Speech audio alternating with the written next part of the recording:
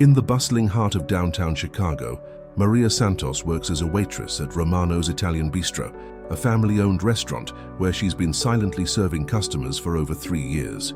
Born deaf, Maria has learned to navigate a hearing world with grace and determination, reading lips and communicating through gestures and written notes.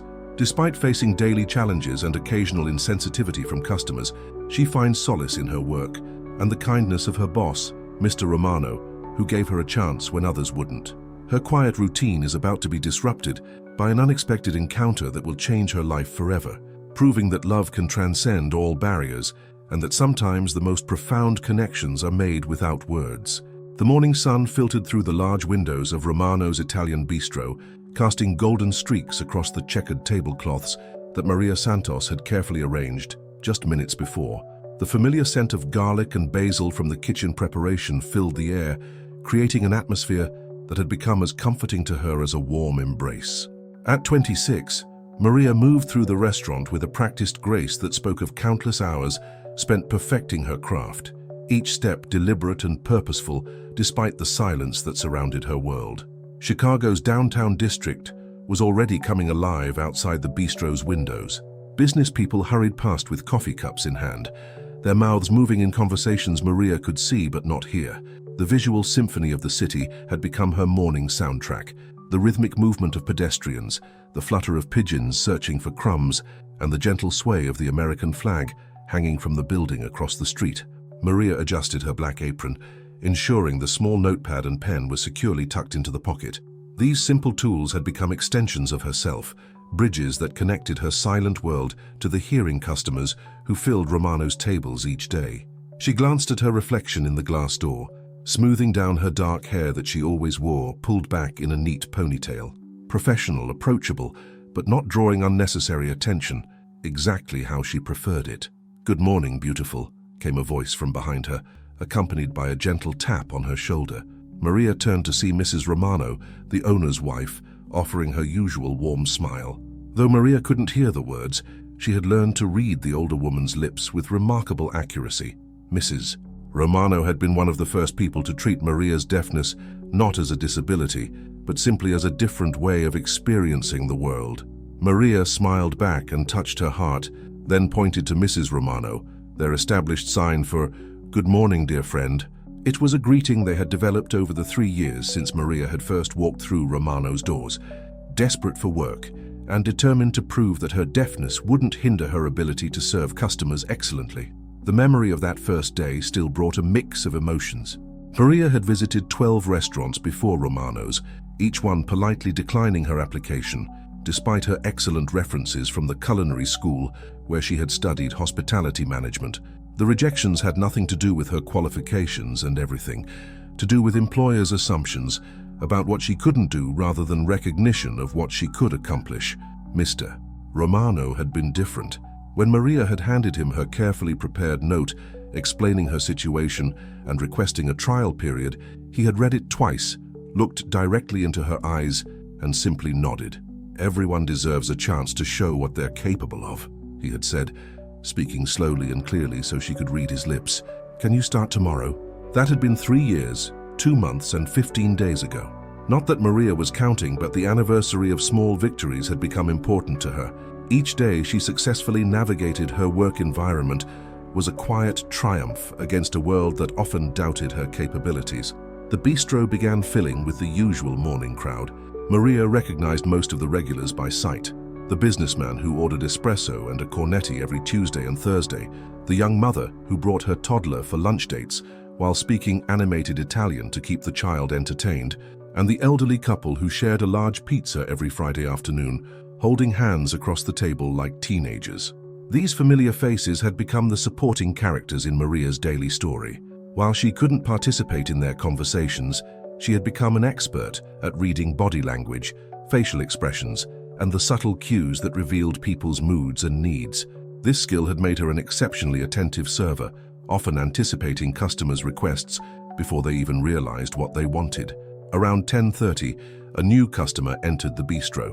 Maria noticed him immediately, not because he was particularly striking, though his gentle eyes and kind smile were certainly pleasant, but because of the way he paused just inside the door, taking in the atmosphere with genuine appreciation rather than the hurried assessment most people gave restaurants. He was probably in his early 30s, wearing a simple navy sweater and jeans that suggested he was dressed for comfort rather than to impress anyone. He chose a table by the window, the one that offered the best view of the street, but also happened to be in Maria's section.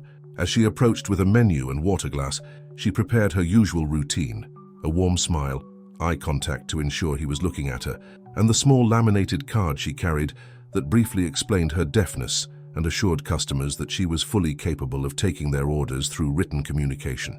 But before she could present the card, something unexpected happened.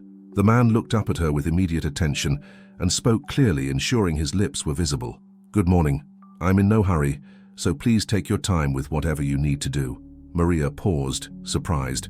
Most customers either didn't notice her deafness initially and became confused when she didn't respond verbally, or they became overly conscious of it and treated her with uncomfortable pity.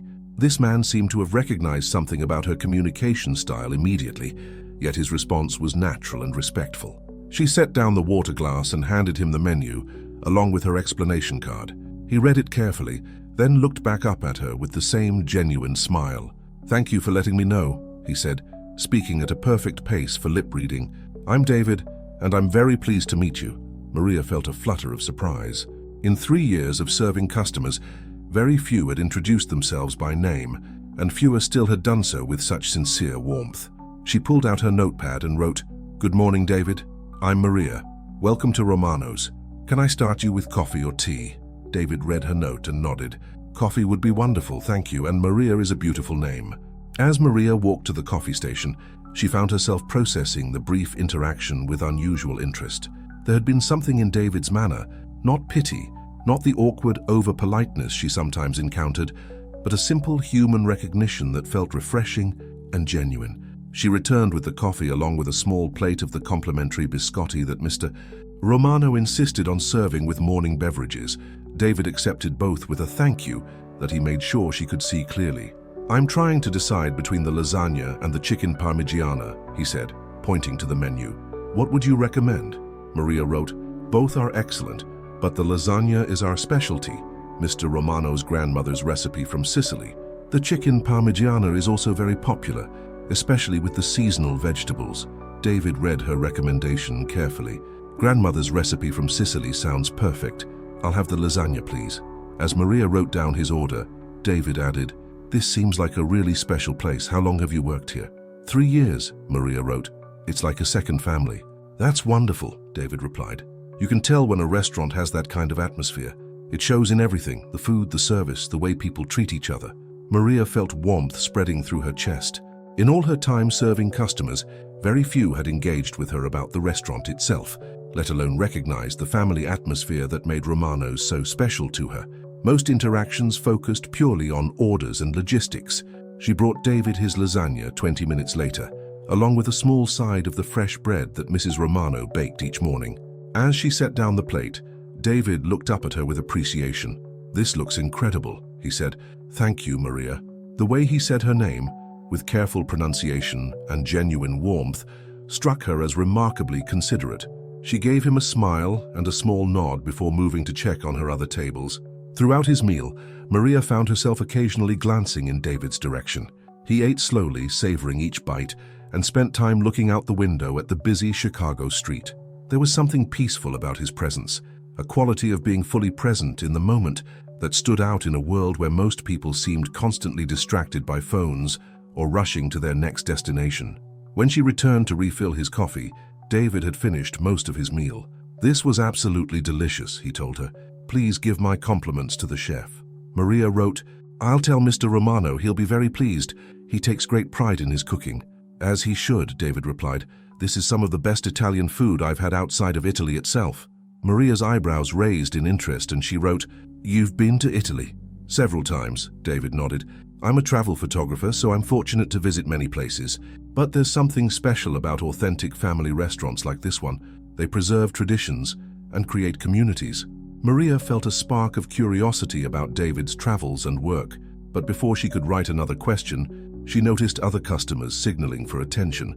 She gave David an apologetic smile and moved to handle their requests. The lunch rush began in earnest around noon, and Maria became absorbed in the familiar dance of taking orders, serving food, and managing multiple tables simultaneously. Her movements were efficient and graceful, a testament to years of practice and her natural ability to read situations and anticipate needs. David remained at his table longer than most customers, occasionally sipping his coffee and watching the activity around him with what appeared to be professional interest. When Maria had a brief moment between orders, she noticed him taking notes in a small journal. Finally, around 1:30, David signaled for his check. Maria brought it along with a small slip of paper on which she had written, "Thank you for your kindness today. It made my morning brighter." David read her note, then looked up at her with a smile that seemed to light up his entire face. He pulled out his own pen and wrote on a napkin, "Thank you for excellent service and for sharing a little bit about this wonderful place. I hope to see you again soon." He left a generous tip and gathered his things to leave. As he reached the door, he turned back and waved goodbye to Maria, who was clearing his table. She waved back, surprised by the small pang of disappointment she felt watching him go. The rest of the afternoon passed in its usual rhythm, but Maria found her thoughts returning to the brief interaction with David. There had been something different about their exchange, not just his consideration for her deafness, but a quality of genuine human connection that felt rare and valuable. As closing time approached and Maria wiped down the last tables, Mrs. Romano approached her with a curious expression. "That man at table 6 seemed very nice," she said, speaking slowly so Maria could read her lips clearly. "He stayed a long time." Maria nodded and wrote, "He was very kind. A travel photographer." "Ah," Mrs. Romano said with a knowing smile. "Sometimes the universe sends us interesting people just when we need them." Maria felt her cheeks warm at the older woman's implication, but she simply smiled and continued her closing duties. As she hung up her apron and prepared to leave for the day, she found herself wondering if David would indeed return as he had suggested. Walking home through the bustling streets of Chicago, Maria reflected on how different her life had become since finding her place at Romano's. The job had given her more than financial independence. It had provided a sense of purpose and belonging that she had struggled to find elsewhere. Her small apartment was only 6 blocks from the restaurant, a distance she had chosen deliberately so she could walk to work regardless of weather or public transportation issues. Independence had always been important to Maria, particularly after growing up in a family that, despite their love, had often tried to protect her in ways that felt limiting rather than supportive. As she climbed the stairs to her second-floor apartment, Maria thought about David's comment regarding communities and traditions. Romano's had indeed become her community, a place where her contributions were valued and her presence was genuinely appreciated. Tomorrow would bring another day of serving customers, most of whom would remain strangers passing through her life for the brief duration of a meal. But sometimes, Maria reflected as she unlocked her apartment door, someone unexpected enters your routine and reminds you that human connections can surprise you when you least expect them. Whether David would return to Romano's remained to be seen, but his kindness had already left an impression that would linger in her memory far longer than most customer interactions. The evening sun streamed through her apartment windows as Maria prepared dinner for herself, the silence that was her constant companion feeling somehow less solitary than usual. Sometimes the most meaningful conversations happen without words, and sometimes a simple gesture of respect and recognition can brighten an entire day. 3 days passed before David returned to Romano's, and Maria was surprised by how frequently she had found herself glancing toward the entrance during those intervening shifts. She told herself it was simply curiosity about whether he would follow through on his polite promise to return, but the flutter of recognition she felt when she spotted him walking through the door on Friday afternoon suggested her interest ran deeper than casual professional courtesy. This time David didn't hesitate at the entrance. He walked directly to the same window table he had occupied earlier that week, offering Maria a warm wave when their eyes met across the dining room. She was currently taking an order from a family of tourists who were having difficulty deciding between pasta options, but she managed to return his greeting with a smile before turning her attention back to her customers. The tourist family required considerable patience as they peppered Maria with questions about ingredients and preparation methods that necessitated multiple trips to the kitchen for clarification from Mr. Romano. By the time she had successfully guided them through their order and delivered their drinks, nearly 20 minutes had passed. She approached David's table with an apologetic expression, pulling out her notepad to write a quick explanation. "I'm sorry for the wait," she wrote. "Busy afternoon with lots of questions from new customers." David read her note and shook his head with understanding. "Please don't apologize. I could see you were helping that family have a good experience. That's exactly what makes this place special." Maria felt that same warm appreciation she had experienced during their first encounter. Most customers became impatient when service was delayed, even for legitimate reasons. David's understanding and recognition of her efforts to help other customers spoke to a generosity of spirit that seemed increasingly rare. "Coffee again today?" she wrote, remembering his previous order. "Actually," David said, "I was hoping you might have a recommendation for something different. I'm trying to experience as much of the menu as possible." Maria considered for a moment, then wrote, "Mr. Romano made fresh minestrone this morning with vegetables from the farmer's market, and the osso buco is excellent, very traditional Milanese style." "That sounds perfect," David replied. "I'll trust your expertise completely." As Maria walked to the kitchen to place his order, she noticed David pulling out the same small journal he had used during his previous visit. This time, however, she caught a glimpse of what appeared to be sketches rather than just written notes. Her curiosity was piqued, but she didn't want to seem intrusive by staring. When she returned with David's minestrone, he looked up from his journal with enthusiasm. "I hope you don't mind me asking, but I'm working on a project about community gathering places in different cities. Would it be all right if I asked you a few questions about Romano's?" Maria felt a surge of interest. She wrote, "I'd be happy to help. What kind of project?" "I'm documenting authentic family restaurants that serve as community hubs," David explained. "Places where food brings people together and preserves cultural traditions. Romano's seems like a perfect example." Maria glanced around the restaurant, seeing it through David's professional eyes. Mrs. Romano was chatting with the elderly couple who came in every Friday, speaking in rapid Italian while gesturing enthusiastically. Mr. Romano emerged from the kitchen to personally deliver a birthday tiramisu to a young woman celebrating with friends. Two businessmen at corner table were conducting what appeared to be an important meeting while sharing a large antipasto platter. She wrote, "What would you like to know?" "Well," David said, tasting his minestrone appreciatively, "how did you first discover this place? What made you want to work here?" Maria hesitated, her pen hovering over the notepad. The full story of her job search and the challenges she had faced due to her deafness felt too personal to share with someone she barely knew. But something about David's genuine interest and respectful manner encouraged honesty. "I needed work 3 years ago," she wrote. "Mr. Romano was the only owner willing to give me a chance despite my deafness.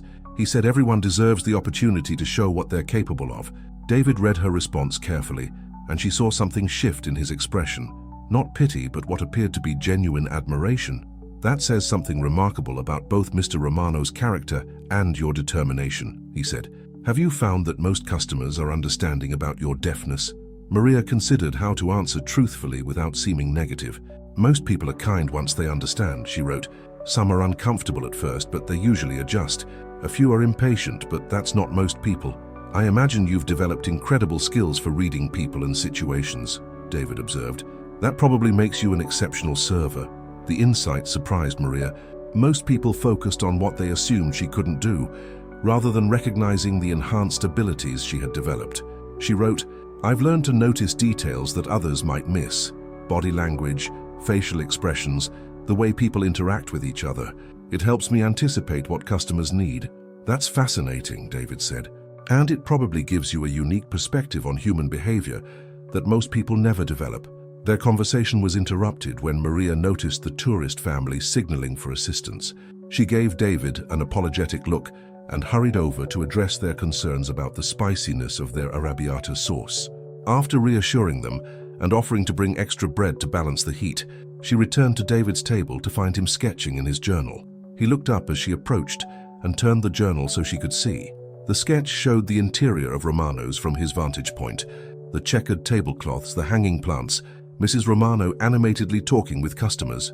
But what struck Maria most was how he had captured the warmth and energy of the space, the sense of community and belonging that made the restaurant special.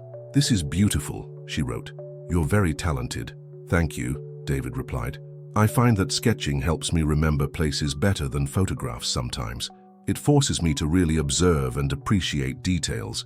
Maria studied the sketch more closely, noticing how accurately he had captured the way afternoon light filtered through the windows and reflected off the wine glasses on nearby tables. "Is this for your project?" "Partly," David said, "but also because I want to remember this place exactly as it is. There's something timeless about Romano's that feels important to preserve." The comment stirred something in Maria's chest. She had always felt that Romano's existed somehow, outside the rushing pace of downtown Chicago, creating a pocket of old-world tradition and genuine human connection. That David recognized and valued this quality made her see him with new appreciation. When she brought David's osso buco, he asked if she had a moment to sit down. The lunch rush had ended, and her other tables were either finishing their meals or had already paid their checks.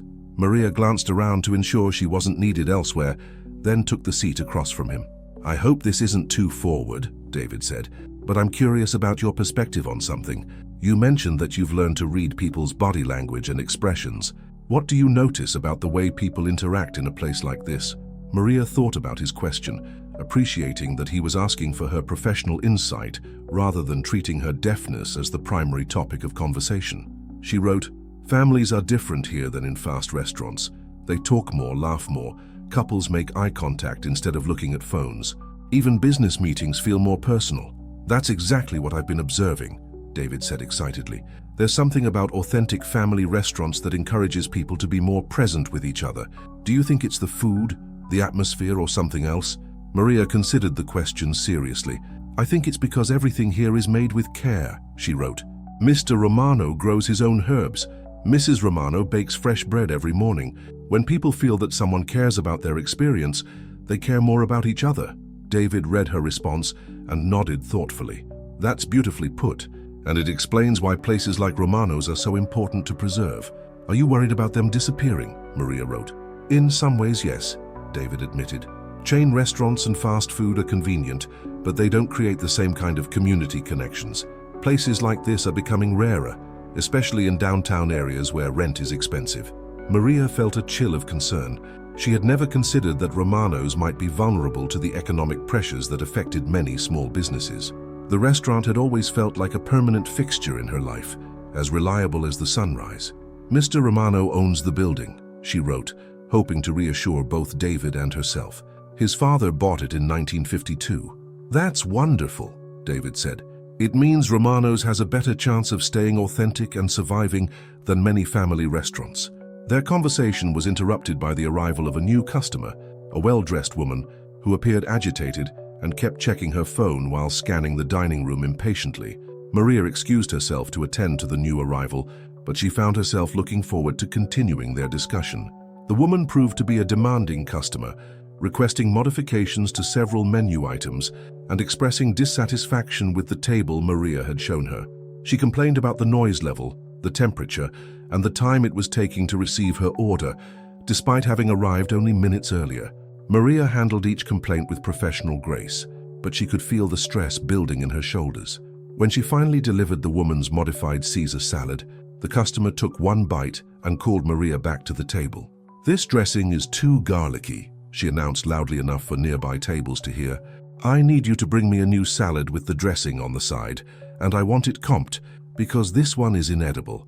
Maria nodded politely and returned to the kitchen to explain the situation to Mr. Romano, who shook his head with resignation but began preparing a replacement salad.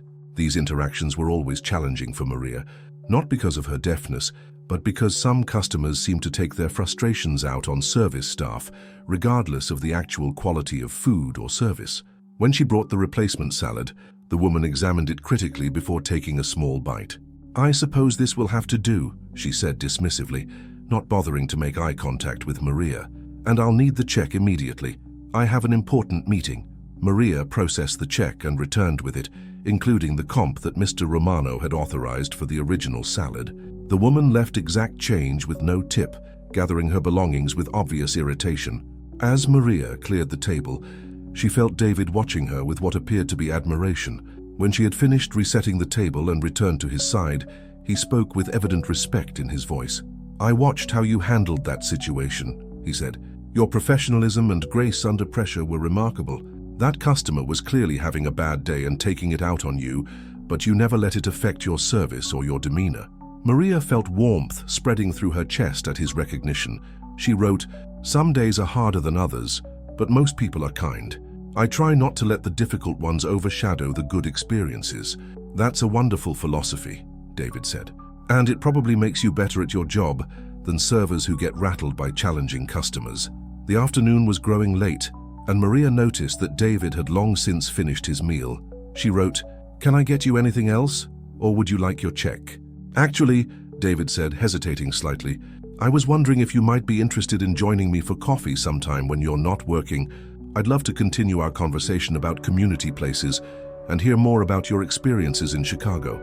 Maria felt her heart rate increase. In 3 years of working at Romano's, no customer had ever asked to spend time with her outside the restaurant.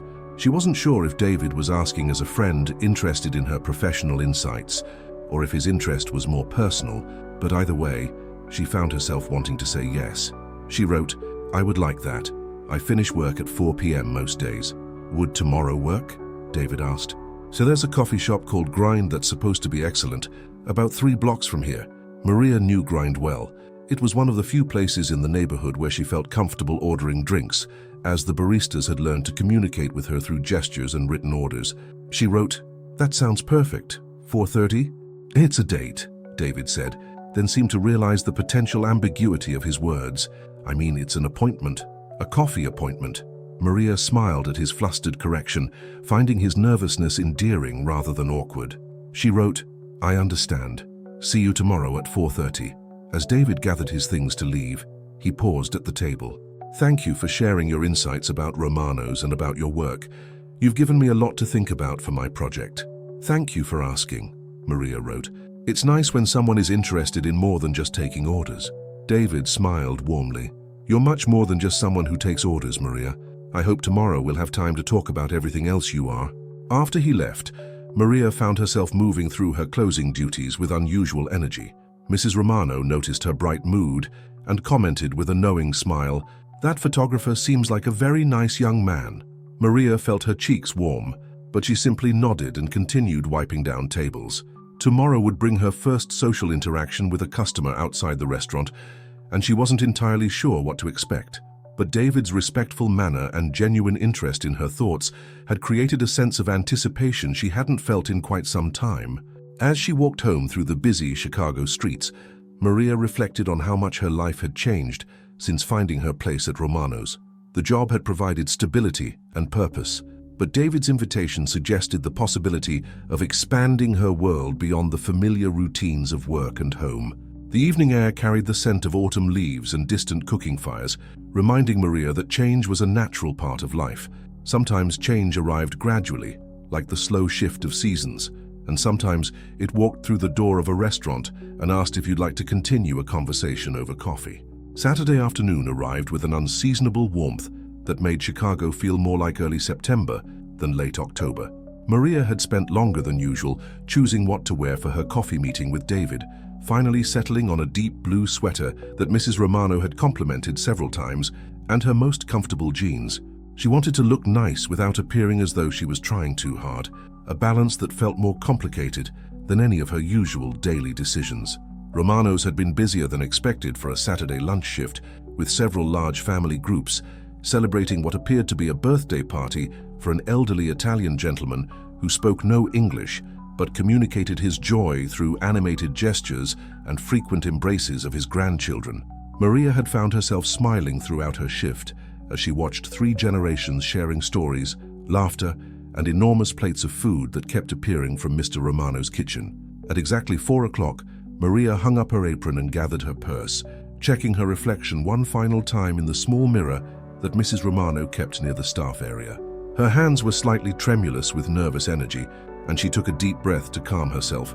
It had been over 2 years since she had made plans to spend time with anyone outside of work, and she wasn't entirely sure what topics they would discuss or how the conversation would flow. The 3-block walk to Grind gave her time to organize her thoughts and prepare the small notepad she always carried for written communication. The coffee shop was located on the ground floor of a renovated brick building that had probably housed some type of manufacturing business decades earlier. Large windows faced the street, and Maria could see David already seated at a table near the back, reading what appeared to be a photography magazine. He looked up as she entered and offered the same warm smile that had made such an impression during their restaurant encounters. Rising from his seat, he gestured toward the chair across from him and said clearly, "I'm so glad you could make it. I got here a few minutes early and ordered myself a coffee, but I wanted to wait for you before ordering anything else." Maria appreciated his consideration and pulled out her notepad to write. "Thank you for waiting. This place has excellent coffee." "Have you been here before?" David asked, settling back into his chair. "Many times," Maria wrote. "The baristas know me and are very patient with written orders. It's become one of my favorite neighborhood spots." "That makes perfect sense," David said.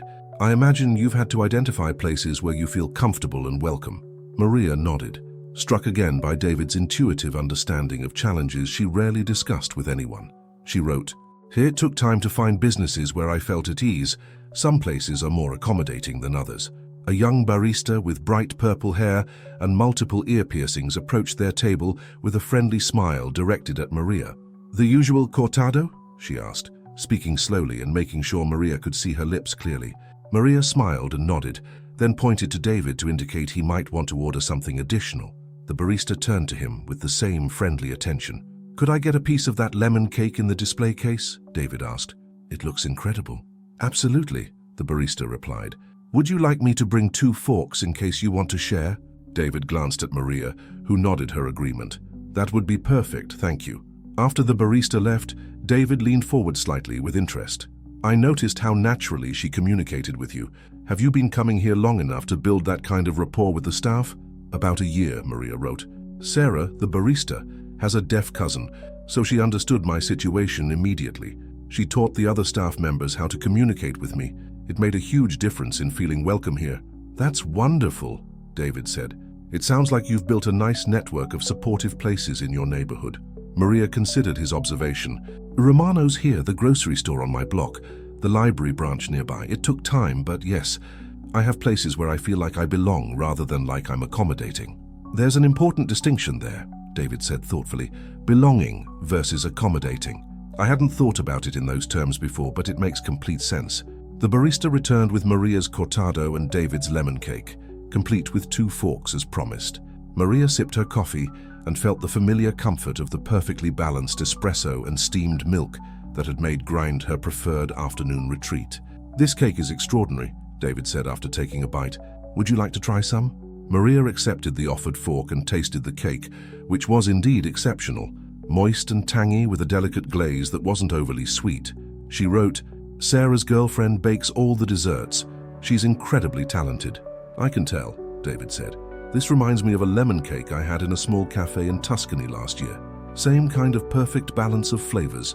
"You mentioned you're a travel photographer," Maria wrote. "What's your favorite place you've visited?" David's face lit up with enthusiasm. "That's like asking someone to choose their favorite child," he said with a laugh. "But if I had to pick, I'd probably say a small fishing village in Portugal called Nazaré. The light there is incredible, and the people still maintain traditional ways of life that have remained unchanged for generations." "What made it special?" Maria wrote, genuinely curious about his experiences. "The community connections," David said without hesitation. "Everyone knew everyone else, and they all supported each other through good times and bad. The fishermen's wives would gather on the beach every evening to watch for the boats to return, and when they spotted them on the horizon, the whole village would come out to help bring in the catch." Maria found herself captivated by David's description. She wrote, "It sounds like Romano's on a larger scale." "Exactly," David said, clearly excited that she had made the connection.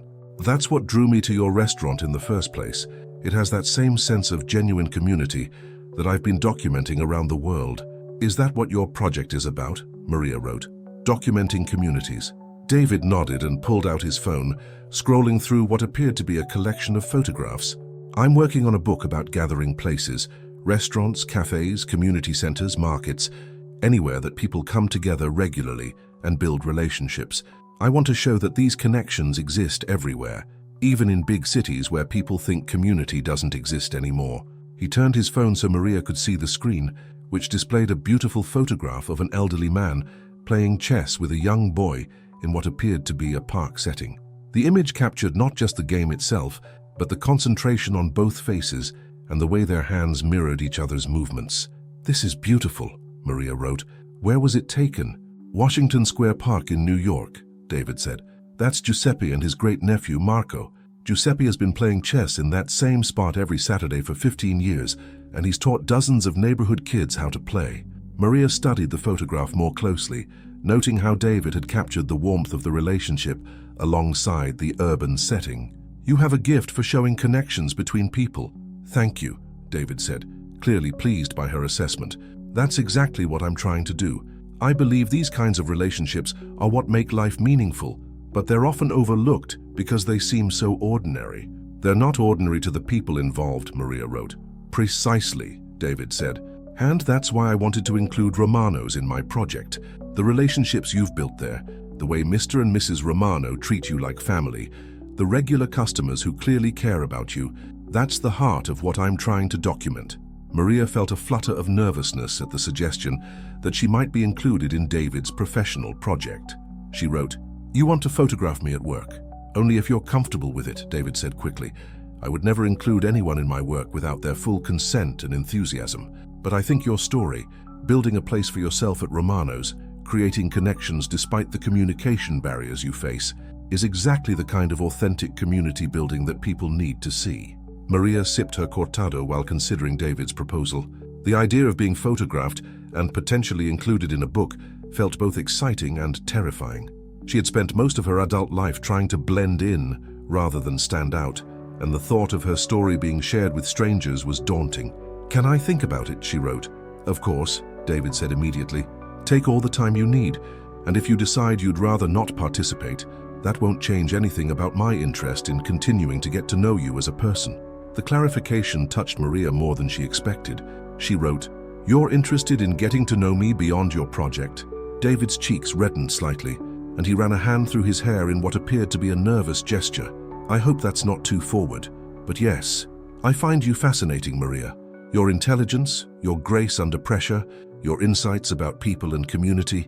I'd like to spend more time talking with you about all kinds of things that have nothing to do with my work." Maria felt warmth spreading through her chest at his honest admission.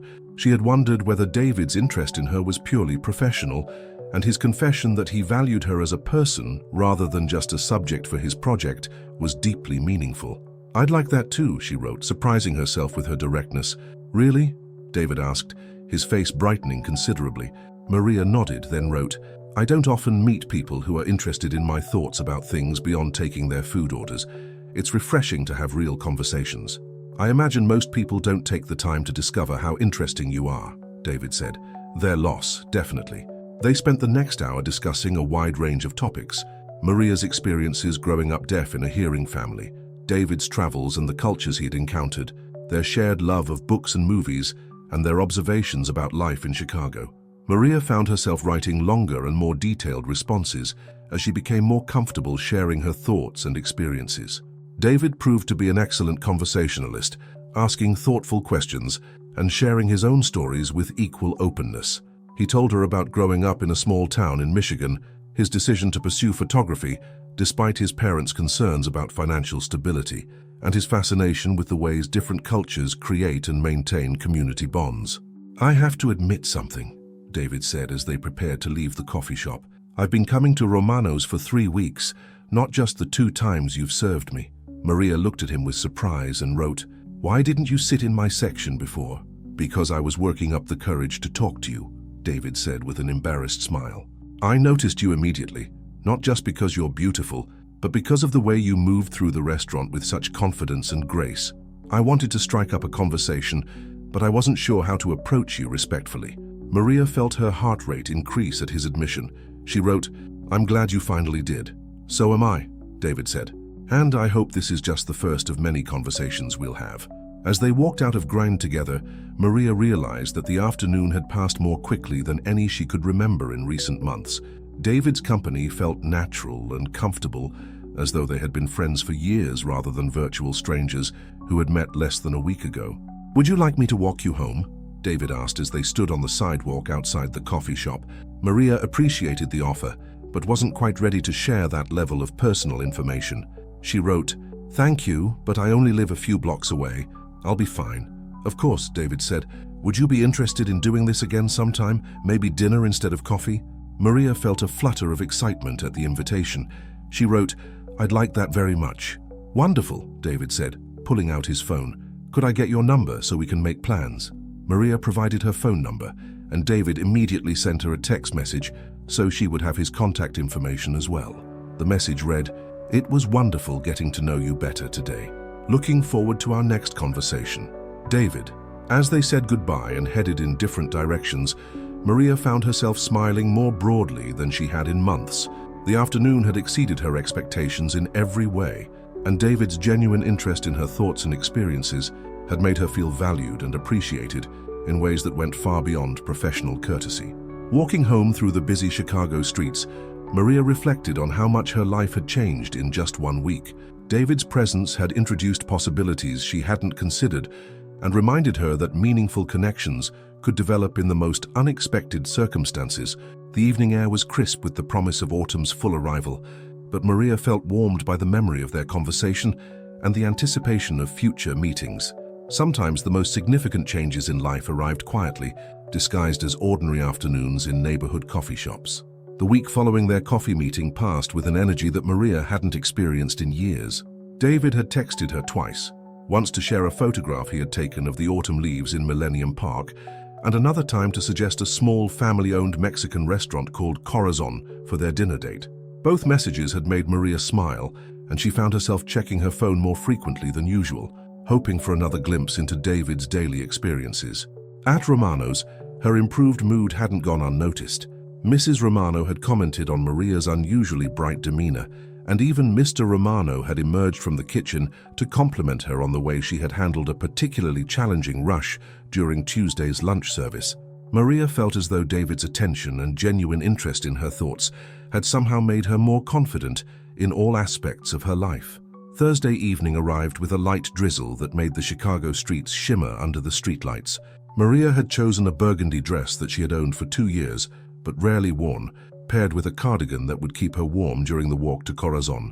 She felt nervous excitement as she prepared to leave her apartment, checking her reflection one final time and ensuring her phone was fully charged in case she needed to communicate with David during the evening. Corazon was located in Pilsen, a neighborhood known for its vibrant Mexican-American culture and authentic restaurants that served families who had lived in Chicago for generations, alongside newcomers discovering the area's culinary treasures. Maria arrived precisely on time to find David waiting outside the restaurant, looking handsome in a dark green button-down shirt and jacket that complemented his eyes. "You look beautiful," he said as she approached, speaking clearly so she could read his lips despite the dim lighting of the street. "I hope you don't mind that I picked a place outside your usual neighborhood. I wanted to share somewhere special with you." Maria felt warmth spread through her chest at his thoughtfulness. She pulled out her phone and typed a message. "I love exploring new places. Thank you for thinking of somewhere different." David smiled as he read her text, then gestured toward the restaurant's entrance. "The family that owns this place has been here for 30 years. The grandmother still makes all the salsas by hand every morning, and they grow their own peppers in a garden behind the building." The interior of Corazon was warm and inviting, with hand-painted murals depicting scenes of Mexican village life and strings of colorful lights that created an intimate atmosphere. The scent of roasted chilies and fresh tortillas filled the air, and Maria could see an open kitchen where several women were preparing food with the kind of practiced efficiency that spoke of decades of experience. A young waitress with bright eyes and a welcoming smile approached their table almost immediately. "Good evening," she said, looking directly at both Maria and David. "I'm Carmen, and I'll be taking care of you tonight. Can I start you with something to drink?" David ordered a beer, and Maria pointed to the horchata on the menu, having developed a love for the sweet rice drink during previous visits to Mexican restaurants. Carmen nodded and returned within minutes with their beverages and a basket of warm tortilla chips, accompanied by 3 different salsas. "David recommended this place," Maria typed on her phone, showing the message to Carmen. "He said your grandmother makes the salsas fresh every morning." Carmen's face lit up with pride. "She does.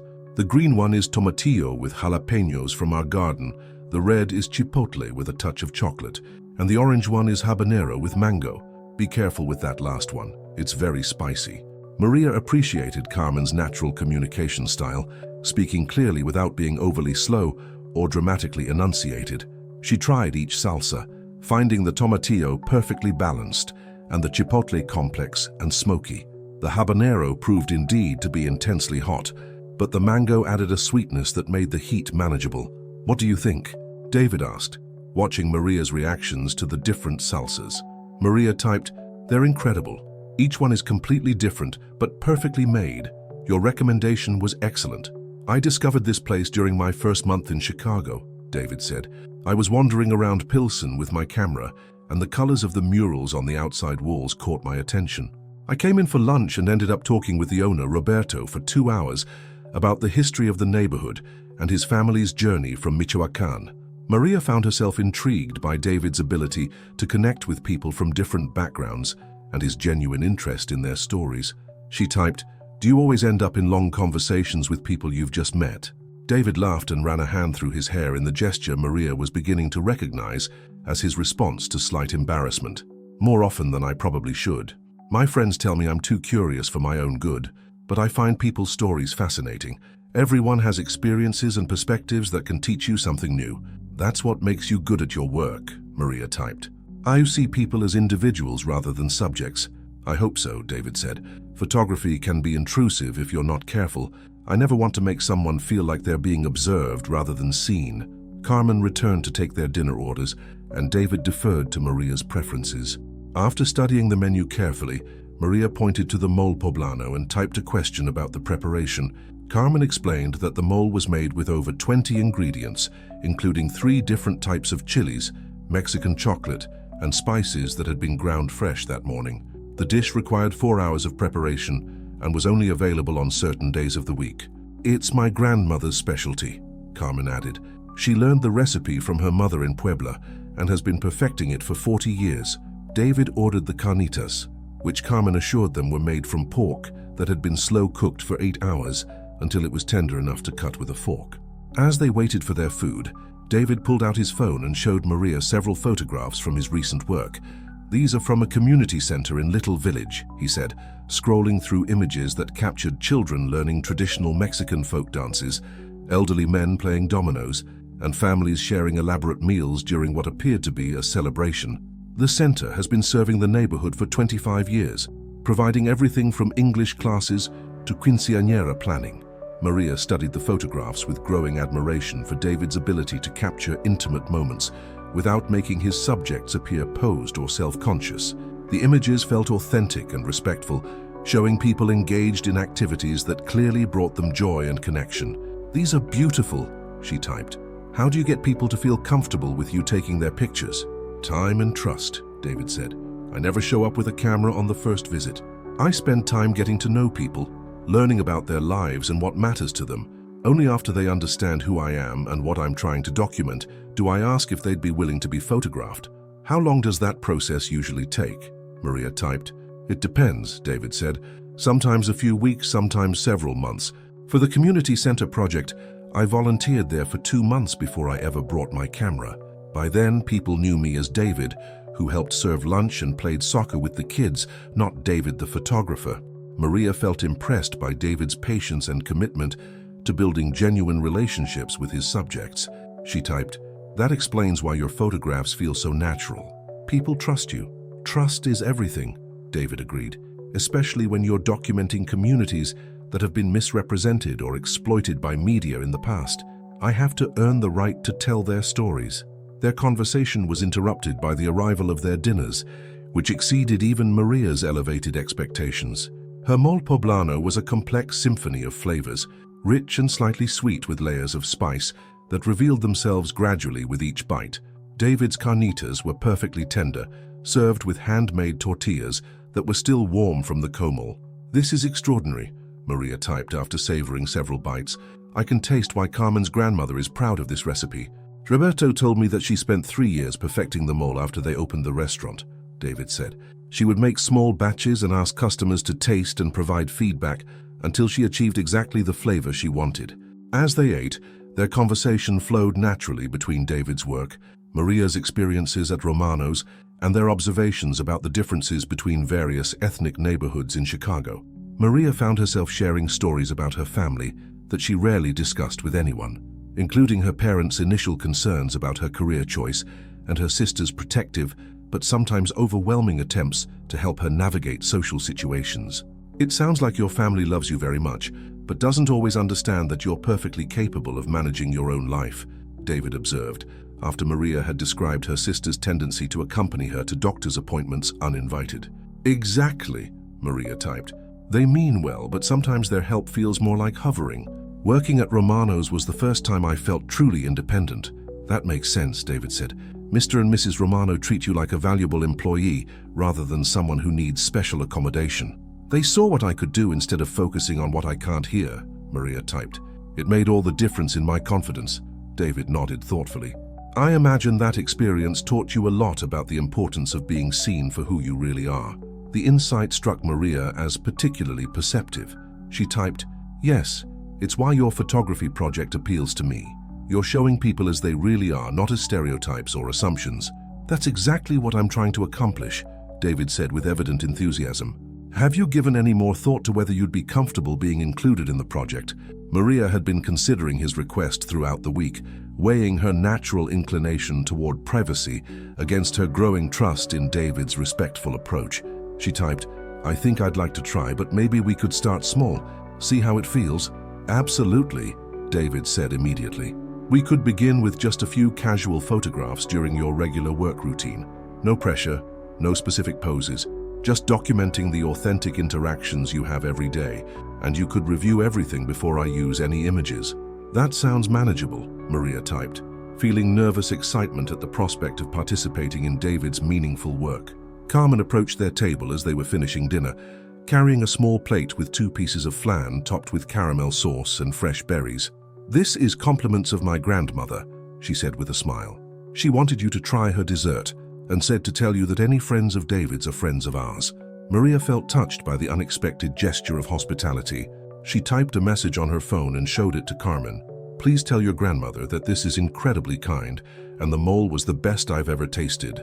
Carmen read the message and beamed. "She'll be so happy to hear that. She takes great pride in sharing her cooking with people who appreciate it." The flan proved to be as exceptional as the rest of their meal, silky smooth with a rich caramel flavor that provided the perfect conclusion to their dinner. As they savored the dessert, David reached across the table and gently touched Maria's hand. "Thank you for sharing this evening with me," he said. "I've had a wonderful time getting to know you better." Maria felt the warmth of his touch and the sincerity in his expression. She typed, "Thank you for bringing me here and for sharing your work with me. This has been special." "I hope it's the first of many special evenings," David said, his eyes holding hers with an intensity that made Maria's heart rate increase. As they prepared to leave Corazon, Roberto appeared from the kitchen to personally thank them for dining at his restaurant. David introduced Maria, and Roberto immediately began speaking with her in simple, clear sentences that made lip-reading easy. "David has told me wonderful things about your work at Romano's," Roberto said. "It's good to meet another person who understands that restaurants are about more than just food. They're about bringing people together." Maria felt pleased by the connection Roberto had made between her work and his own philosophy. She typed, "Your restaurant feels like a gathering place for the community. That's something very special." "Family recipes and family atmosphere," Roberto said with obvious pride. "That's what keeps people coming back." As they walked to the street where David had arranged for a rideshare to take Maria home, she reflected on how the evening had exceeded her expectations in every way. David's choice of restaurant had demonstrated his thoughtfulness and cultural curiosity, while their conversations had revealed layers of compatibility that went far beyond their initial attraction. "I had a wonderful time," Maria typed as they waited for her ride. "Thank you for such a perfect evening." "The pleasure was entirely mine," David said. "Would you be interested in spending some time together this weekend? Maybe I could show you some of my favorite photography spots around the city." Maria felt excitement at the prospect of seeing Chicago through David's artistic perspective. She typed, "I'd love that. I don't work on Sundays." "Perfect," David said. "Sunday it is." As Maria's ride arrived and David helped her into the car, she realized that their relationship had shifted significantly over the course of one evening. What had begun as curiosity and attraction was developing into something deeper and more meaningful, a connection based on mutual respect, shared values, and genuine appreciation for each other's perspectives. Riding through the Chicago streets toward home, Maria felt grateful for the unexpected path that had led her to David and optimistic about the possibilities that lay ahead. Sometimes the most profound changes in life arrived not with dramatic announcements, but through quiet dinners in neighborhood restaurants where strangers became friends and friends began to imagine futures together. Sunday morning arrived with the kind of crisp autumn clarity that made Chicago's skyline appear etched against the brilliant blue sky. Maria had woken earlier than usual, filled with anticipation for her day with David exploring the city through his photographer's perspective. She dressed in comfortable jeans, sturdy walking shoes, and a warm jacket, knowing they would likely spend considerable time outdoors as David showed her his favorite locations for capturing the essence of Chicago's diverse neighborhoods. David had texted her the night before, suggesting they meet at the Lincoln Park Zoo, which he described as one of his favorite places to photograph families and couples enjoying leisurely weekend activities. The location choice surprised Maria initially, but his explanation that he was interested in documenting authentic moments of joy and connection made perfect sense given their previous conversations about his work philosophy. She arrived at the zoo's entrance to find David waiting with his camera bag and a thermos of coffee, looking relaxed and happy in the morning sunlight. He greeted her with a warm smile and a gentle hug that felt natural despite their still developing relationship. "Good morning, beautiful," he said, speaking clearly so she could read his lips. "I brought coffee and thought we could start by walking through the zoo while I show you how I approach potential photographs.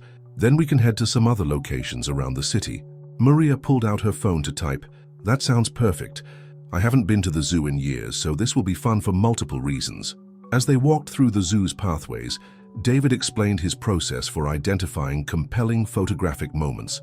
He pointed out a young father patiently helping his toddler feed the ducks at the pond, noting how the child's concentrated expression and the father's protective posture told a story about family bonds that transcended the simple activity they were sharing. "The key is waiting for authentic emotions," David said as they paused near the giraffe exhibit. "Anyone can take a picture of people looking at animals, but the meaningful photographs capture the wonder in a child's eyes or the moment when someone makes an unexpected connection." Maria watched David's approach with growing admiration. He observed families and couples for several minutes before raising his camera, and when he did take photographs, he did so discreetly and respectfully. She noticed that he often smiled at children who noticed him, making his presence feel friendly rather than intrusive. At the primate house, they encountered a fascinating scene that perfectly illustrated David's philosophy. An elderly woman in a wheelchair was positioned near the orangutan exhibit, and one of the animals had approached the glass and appeared to be studying her with intense curiosity. The woman was speaking softly to the orangutan, and the animal seemed to be listening intently. "Watch this," David said quietly, positioning himself where he could capture the interaction without disturbing it. "This is exactly the kind of unexpected connection I'm always hoping to document," Maria observed as David took several photographs, capturing not just the visual elements of the scene, but what appeared to be a genuine moment of interspecies communication. The elderly woman's face showed delight and wonder, while the orangutan's posture suggested focused attention and perhaps recognition of a kindred spirit. After the woman moved on, David showed Maria the images on his camera's display screen. The photographs were stunning, capturing the emotion and authenticity of the moment in a way that told a complete story about connection and wonder. "These are incredible," Maria typed. "You captured something really special there. Those are the moments that make all the waiting worthwhile," David said with evident satisfaction. That woman probably went home and told her family about her conversation with the orangutan, and now there's a visual record of why that experience mattered to her. They spent 2 hours at the zoo, during which Maria gained deep insights into David's artistic process and philosophy. She noticed how he interacted with people who approached him with curiosity about his photography, always friendly and willing to explain his work, but never interrupting his own observations to seek attention or approval. Their next stop was Millennium Park, where David wanted to photograph people interacting with the famous Cloudgate sculpture. The area was bustling with tourists and locals enjoying the beautiful autumn weather, providing numerous opportunities for candid photography. "This location is interesting because it brings together people from all over the world," David explained as they positioned themselves with a good view of the sculpture. "You'll see families from Chicago mixing with tourists from other countries, all sharing the same sense of wonder at this unique piece of art." Maria found herself studying the crowds with new awareness, noticing details she might have overlooked before meeting David. She observed how couples posed for selfies, how children ran excitedly toward their reflections in the sculpture's polished surface, and how elderly visitors often stood back to appreciate the artistic achievement before moving closer for their own interactions. David captured a particularly touching moment when a young man dropped to one knee near the sculpture, apparently proposing to his surprised girlfriend. The surrounding crowd spontaneously began applauding when the woman said yes, creating a scene of shared celebration among complete strangers. "That's going to be a story they tell for the rest of their lives," David said, after photographing the proposal and the crowd's reaction. And everyone who witnessed it got to be part of something beautiful. Maria felt moved by the spontaneous proposal and the collective joy it had generated. She typed, "Do you ever photograph weddings or other formal celebrations?" "Occasionally," David replied, "but I prefer documenting everyday moments that reveal just as much about love and commitment. Formal events are beautiful, but there's something special about capturing authentic emotions in ordinary settings." From Millennium Park, they walked to the Chicago Riverwalk, where David wanted to show Maria how the city's architecture created unique opportunities for urban photography.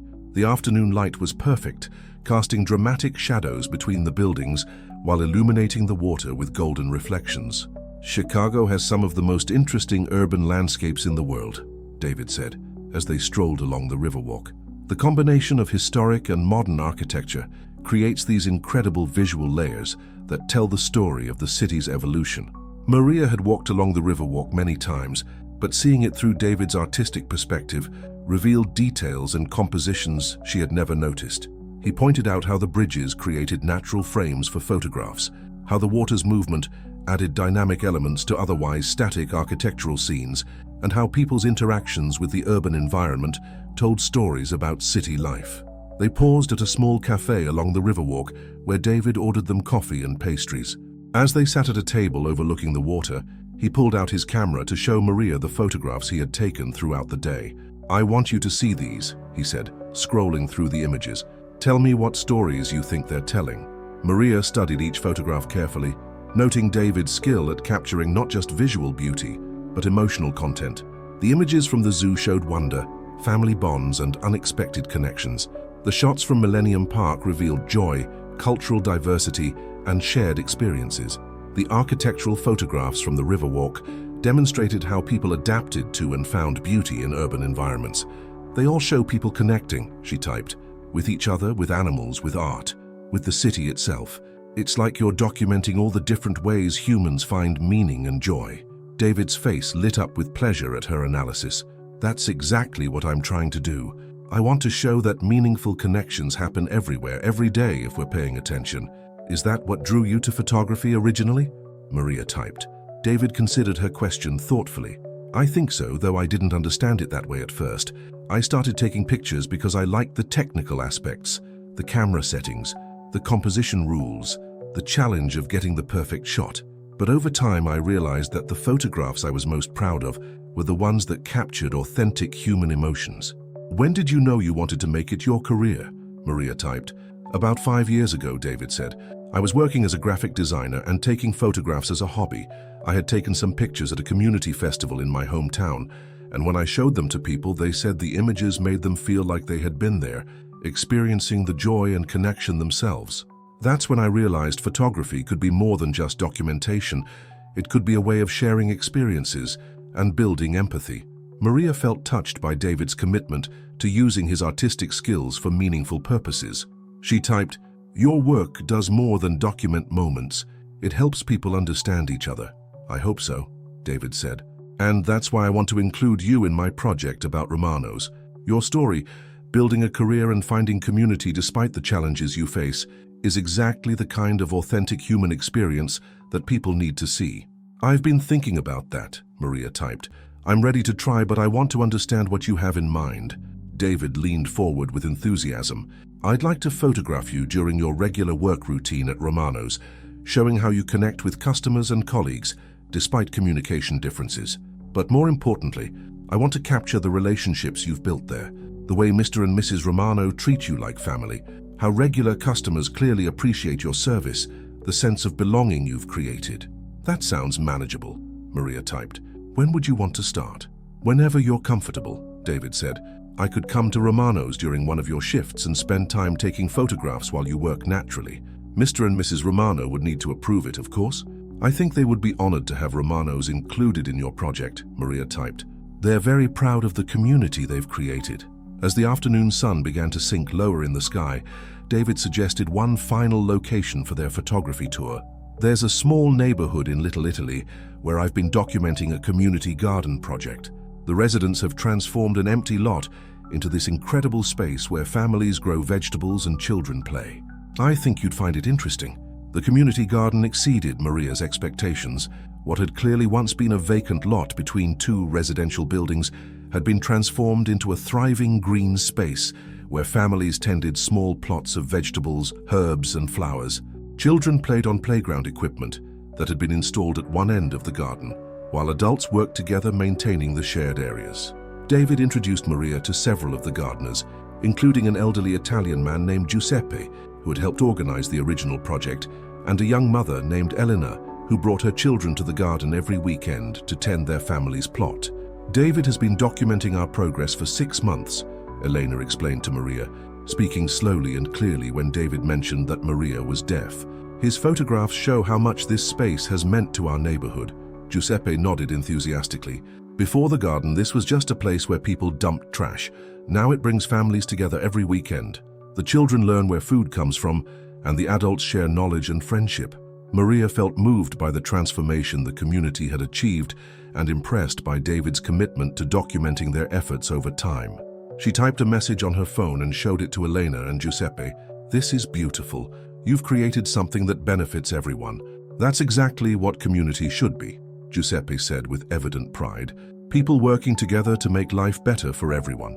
As they prepared to leave the garden, David took several photographs of Maria walking among the vegetable plots, her face showing genuine appreciation for the community's achievements.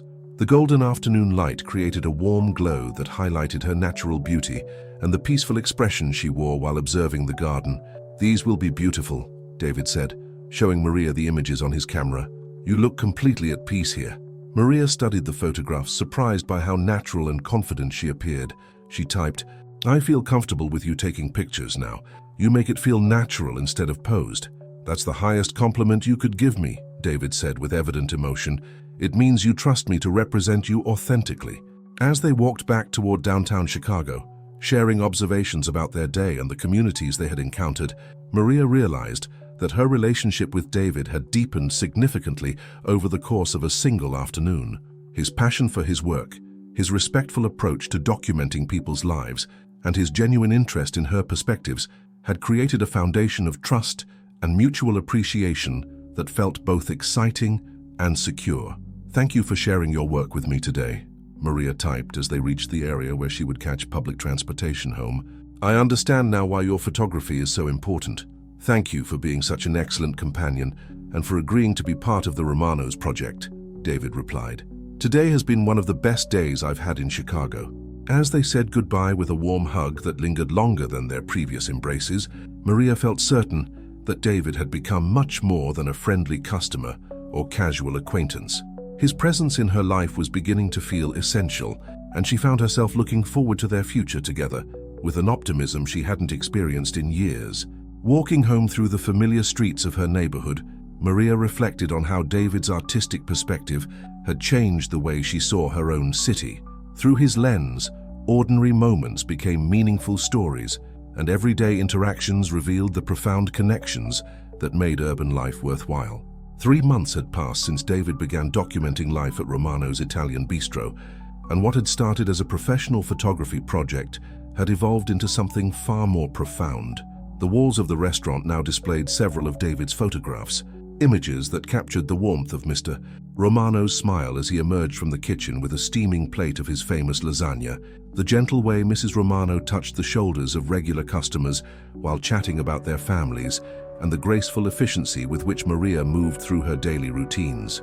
The photograph that drew the most attention from customers showed Maria serving coffee to the elderly Italian couple who came in every Friday afternoon. David had captured the moment when the woman had reached out to pat Maria's hand in gratitude, and Maria's face glowed with the kind of genuine happiness that comes from feeling truly appreciated. The image had become a symbol of the authentic connections that made Romano's more than just a restaurant. It was a community gathering place where people mattered more than transactions. David's project had garnered attention beyond Romano's walls. A local magazine had featured his work in an article about authentic community spaces in Chicago, and several other publications had expressed interest in his documentation of urban gathering places. But for David, the professional success felt secondary to the personal journey that had unfolded alongside his artistic work. His relationship with Maria had deepened with each passing week. They spent Sundays exploring different neighborhoods, sharing dinners at small family restaurants, and having long conversations in coffee shops where Maria's notepad had given way to comfortable silences and shared understanding that transcended the need for constant verbal communication. David had learned to read Maria's expressions with the same attention he brought to his photography, recognizing the subtle signs of her moods and thoughts. Maria had discovered that love could indeed transcend language barriers. With David, she felt heard and understood in ways that went beyond words. His patience with their unique communication style, his genuine interest in her thoughts and experiences, and his ability to see her as a complete person rather than someone defined by her deafness, had created a foundation of trust and affection that grew stronger each day. The photography sessions at Romano's had become a cherished routine. David would arrive during Maria's lunch shift, setting up discreetly in a corner where he could document the restaurant's daily rhythms without interrupting the natural flow of service. Regular customers had grown accustomed to his presence, and many had expressed enthusiasm about being part of a project that celebrated their beloved neighborhood gathering place. On a crisp December afternoon, with the first snowfall of the season dusting Chicago streets in pristine white, David arrived at Romano's carrying his usual camera bag, plus an additional case that Maria hadn't seen before. The restaurant was decorated for the holidays with garlands of pine and twinkling lights that Mrs. Romano had strung around the windows, creating a warm glow that contrasted beautifully with the winter scene outside. "The lighting is perfect today," David said as he greeted Maria with their customary hug. "The snow outside and the holiday decorations inside create this incredible atmosphere of warmth and celebration." Maria smiled and pulled out her phone to type, "Mrs. Romano spent all morning getting the decorations perfect. She wants everything to look beautiful for the holiday season." "It's gorgeous," David replied, already studying the way the afternoon light filtered through the snow-covered windows. "Would it be all right if I take some photographs today? I have an idea for something special." Maria nodded her agreement and watched as David set up his equipment with more care than usual. He spent several minutes adjusting his camera settings and positioning himself to capture the interplay between the natural light from outside and the warm illumination from the holiday decorations. The lunch rush proceeded normally, with Maria attending to her regular customers, while David documented the familiar rhythms of service. She noticed that he seemed particularly focused today, taking more photographs than usual and paying close attention to her interactions with different customers. Around 2 o'clock, as the lunch crowd began to thin, David approached Maria with an expression she couldn't quite read. There was nervousness in his demeanor, but also excitement and something that looked like barely contained anticipation. "Maria," he said, speaking slowly and clearly while ensuring he had her complete attention, "could you come over here for a moment? I want to show you something." Maria followed David to the window table, where they had first had their meaningful conversation months earlier. The table was set with a single red rose and what appeared to be a leather portfolio that David had placed carefully in the center. "I've been working on something special," David said, his hands trembling slightly as he opened the portfolio. "It's a collection of all the photographs I've taken at Romano's, but it's also something more personal." Maria felt her heart rate increase as David began showing her the contents of the portfolio. The photographs were stunning, a complete visual story of life at Romano's that captured not just the daily routines of the restaurant, but the profound sense of community and belonging that made the place special. There were images of Mr. Romano teaching his grandson how to make fresh pasta, Mrs. Romano sharing stories with customers while they waited for their meals, and regular patrons celebrating birthdays and anniversaries with the kind of joy that comes from being surrounded by people who genuinely care about your happiness. But it was the photographs of Maria herself that made her breath catch in her throat.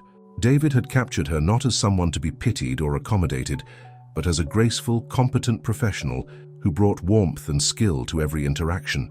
In image after image, Maria saw herself through David's eyes, confident, beautiful, and completely integral to the Romanos community. "These are incredible," Maria typed, her hands shaking with emotion. "You've shown Romanos exactly as it really is, a place where people matter." "Look at this last section," David said, turning to pages near the end of the portfolio. "This is what I really wanted to show you." The final photographs in the collection told a different story, the story of Maria and David's relationship as it had developed over the months. There were images of them talking over coffee, walking through Chicago neighborhoods, sharing meals, and looking at each other with expressions of growing affection and understanding. David had somehow documented their love story without Maria even realizing it was happening. The photographs showed two people discovering each other, building trust and creating the kind of connection that transforms ordinary moments into precious memories. "David," Maria typed, her eyes filling with tears, "these are beautiful, but how did you—" "I've been in love with you since our first conversation," David said, his voice thick with emotion. "And I wanted to document that journey because I never want to forget a single moment of how we found each other." Maria felt her world shift as David's words registered. She looked up from the portfolio to find him watching her with an expression of complete vulnerability and hope. "Maria Santos," David said, slowly reaching into his jacket pocket, "you have shown me what it means to communicate beyond words, to build connections that transcend any barriers, and to find family in unexpected places." Maria's hands flew to her mouth as David pulled out a small velvet box and dropped to one knee beside the table. Around them, the restaurant fell silent, as other customers and staff realized what was happening. "You have made me a better person and a better artist," David continued, opening the box to reveal a simple but elegant ring that caught the holiday lights and sparkled like a captured star. "You have shown me that love is not about grand gestures or perfect words. It's about seeing each other clearly and choosing to build a life together based on respect, understanding, and genuine appreciation for who we really are." Maria felt tears streaming down her face as David's proposal continued, his words spoken slowly and clearly so she could read every syllable. "Mum," David said, using the formal address with a smile that acknowledged their very first interaction, "would you do me the tremendous honor of becoming my wife?" The restaurant erupted in applause as Maria nodded enthusiastically, her hands shaking as David slipped the ring onto her finger. Customers at nearby tables began cheering, and Mrs. Romano emerged from behind the counter with tears in her eyes. "Yes," Maria whispered, one of the few words she had ever spoken aloud in David's presence. "Yes, absolutely, yes." David rose and gathered Maria into his arms, spinning her around while the entire restaurant celebrated their engagement. Mr. Romano appeared from the kitchen with a bottle of champagne that he had apparently been saving for just such an occasion, and customers began offering congratulations and best wishes. "I can't believe you planned all this," Maria typed, once they had a moment of relative quiet. "The photographs, the location, even the timing with the snow and holiday decorations. I wanted it to be perfect," David said, his face glowing with happiness. "And I wanted it to happen here where we met, where you found your community, where our story really began." Mrs. Romano approached their table with champagne glasses and an expression of maternal pride. "David asked our permission 2 weeks ago," she said, speaking slowly so Maria could understand. "He wanted to make sure we approved of him proposing in our restaurant. We told him that Romanos is family," Mr. Romano added, joining the conversation, "and family celebrations belong here, where everyone can share in the joy." As the afternoon wore on, the impromptu engagement celebration continued with regular customers sharing stories about watching Maria and David's relationship develop, staff members offering congratulations and well wishes, and Mr. Romano insisting on preparing a special dinner to honor the occasion. David showed the engagement photographs to everyone who wanted to see them, explaining his project and how it had led to discovering the love of his life. The portfolio was passed from table to table, with customers marveling at the way David had captured the essence of Romanos and the beauty of Maria's daily work. "You're going to be famous, Mrs. Romano told Maria as they looked at the photographs together. "David's work is getting attention from magazines and publishers. Your story will inspire people everywhere." Maria felt overwhelmed by the possibility that her experience might encourage others, but she was more focused on the simple joy of being engaged to a man who saw her clearly and loved her completely. As the evening approached and the last customers finished their meals, David and Maria found themselves alone at their table, still studying the photographs and marveling at the unexpected journey that had brought them together. "I have something else for you," David said, reaching into his camera bag to pull out a small wrapped package. "It's not as elaborate as the portfolio, but I thought you might like it." Maria unwrapped the package to find a small leather journal with her name embossed on the cover. Inside, David had written a dedication, "For Maria, whose grace, intelligence, and kindness have taught me that the most profound conversations happen when two people truly see each other. All my love, David." "I thought you might like to write our story from your perspective," David said. "Your thoughts and experiences matter, and I want to make sure they're preserved alongside the photographs." Maria felt her heart overflow with love for this man, who understood that her voice was important, even when it came through written words rather than spoken ones. She opened the journal to the first blank page and wrote, "Our story began with silence and blossomed into the most beautiful conversation of my life." As they prepared to leave Romano's, now engaged and planning a future together, Maria reflected on how dramatically her life had changed since the day David first walked through the restaurant's doors. She had found not just love, but a partner who celebrated her strengths, respected her challenges, and saw their relationship as an ongoing collaboration between equals. Standing outside Romano's in the gentle snowfall, with David's arm around her waist and his engagement ring sparkling on her finger, Maria realized that the silence she had once seen as a barrier had actually become a gift. It had taught her to communicate through gestures, expressions, and written words that carried weight and meaning. It had helped her develop the ability to truly see people, to read their needs and emotions with unusual clarity. And ultimately, it had led her to David, a man who understood that love transcends language and that the most important conversations happen when two people choose to really listen to each other, regardless of how that communication takes place. As they walked home through the snow-covered streets of Chicago, Maria knew that their love story was just beginning. They would face challenges and celebrate triumphs, build a life together that honored both of their dreams, and continue documenting the authentic moments that make ordinary days extraordinary. Sometimes the most profound love stories unfold quietly, written in gestures of respect and understanding, rather than grand declarations. And sometimes a stranger walking into a restaurant can change everything, proving that when two people truly see each other, silence becomes its own perfect language of love.